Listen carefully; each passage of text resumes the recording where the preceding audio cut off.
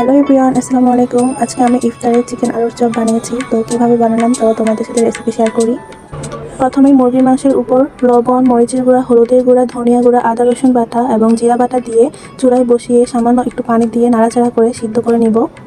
তারপর মুরগির মাংসটা নাড়াচাড়া করে এটার পানিটা সম্পূর্ণ শুকিয়ে নিতে হবে।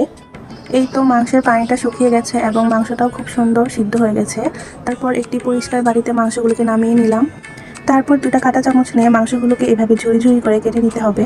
এইভাবে আস্তে আস্তে সবগুলো মাংস ঝুড়ি ঝুড়ি করে কেটে নিলাম।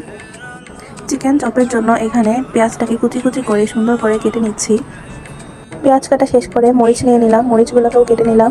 তারপর নিয়ে নিলাম ধনেপাতাগুলোকেও কুচি কুচি করে কেটে নিতে হবে। সবগুলো উপকরণ একসাথে সুন্দর করে কেটে নিলাম। অন্যদিকে আলুগুলোকে আগে থেকে সিদ্ধ করে রেখেছিলাম। তারপর আলুগুলোকে ছিলে সুন্দর করে ম্যাশ করে নিয়েছি। আলুগুলো একটা পরিষ্কার বলের মধ্যে নিয়ে আগে থেকে কেটে রাখা সেই মুরগির কিমাগুলো আলুটার উপর সম্পূর্ণটা দিয়ে দিলাম। তারপর আগে থেকে কেটে রাখা পেঁয়াজ কুচি, মরিচ কুচি, ধনেপাতা কুচি সব কিছু আলুটার উপর দিয়ে দিলাম। তারপর দিয়ে দিলাম একটি ম্যাগি মশলা, দিয়ে দিলাম স্বাদ মতন লবণ। সবগুলো উপকরণ একসাথে সুন্দর করে মিক্স করে নিতে হবে। এই তো আপনারা দেখতেই পাচ্ছেন সবগুলো উপকরণ সুন্দর করে মেখে নিলাম। তারপর ছোট ছোট গোল করে একটা একটা করে আমি চপগুলোকে বানিয়ে নিচ্ছি।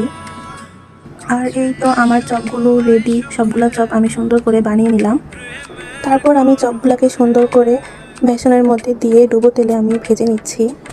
চপগুলোকে ডুবো তেলে ভাজতে হবে, উল্টে পাল্টে লাল লাল করে সুন্দর করে ভেজে নিচ্ছি। আর এই তো ফাইনালি আমার চিকেন চপ রেডি। তো কেমন হয়েছে আমার রেসিপি সবাই কমেন্টে জানাবা। সো টাটা, আল্লাহ হাফেজ।